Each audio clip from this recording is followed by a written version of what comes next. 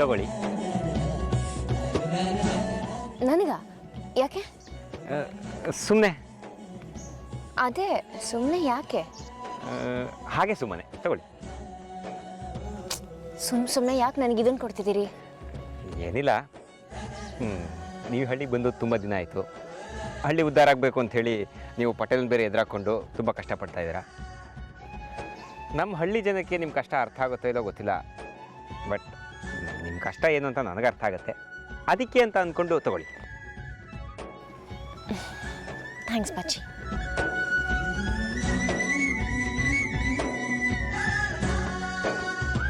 ಸಾರಿ, ಅವತ್ತು ನನ್ನ ಮೂಡ್ ಸ್ವಲ್ಪ ಸರಿಗಿರಲಿಲ್ಲ, ಅದಕ್ಕೆ ನಿಮ್ಮ ಹತ್ರ ಹಾಗೆ ಮಾತಾಡ್ಬಿಟ್ಟೆ.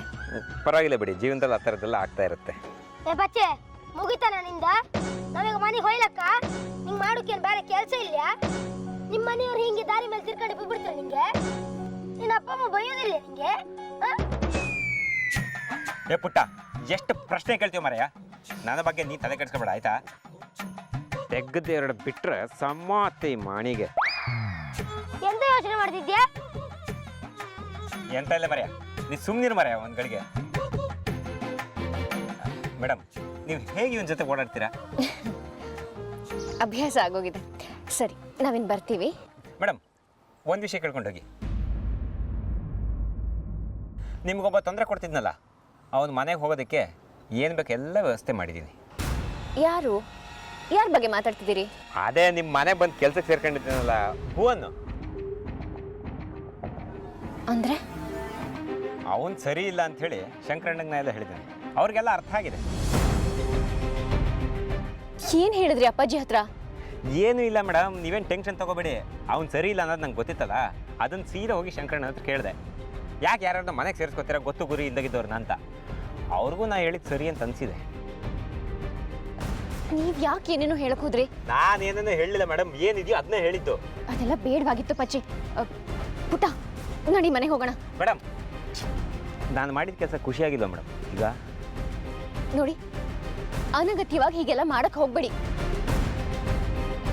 ಇನ್ಮೇಲಿಂದ ನನಗೇನಾದರೂ ಹೆಲ್ಪ್ ಬೇಕಿದ್ರೆ ನಾನೇ ಬಂದು ನೇರವಾಗಿ ನಿಮ್ಮ ಹತ್ರ ಕೇಳ್ತೀನಿ, ಆಯ್ತಾ? ಪುಟ್ಟ, ನೋಡಿ ಮನೆಗೆ ಹೋಗೋಣ. ಮೇಡಮ್, ಮೇಡಮ್, ಹೋಗಿ ನೀವು ಹೋಗೋ ಅಷ್ಟೊತ್ತಿಗೆ ಅವನ ಮನೆಯಿಂದ ಗೇಟ್ ಪಾಸ್ ಆಗಿರ್ತಾನೆ.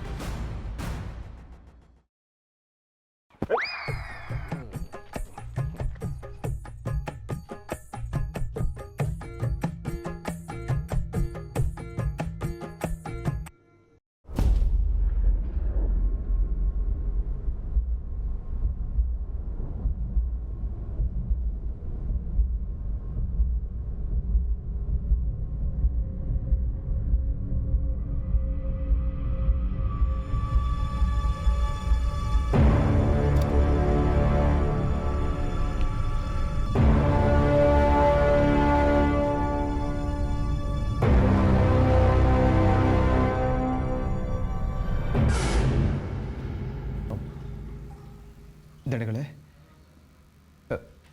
ಹೇಳಿ, ಏನಾಯಿತು? ನೀನು ಹೇಳು ಭುವನ್, ಏನಾಯಿತು ಅಂತ.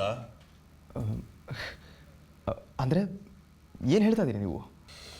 ಭುವನ್, ನೀನು ಯಾರು ಅಂತ ಸತ್ಯ ಹೇಳು ನನಗೆ.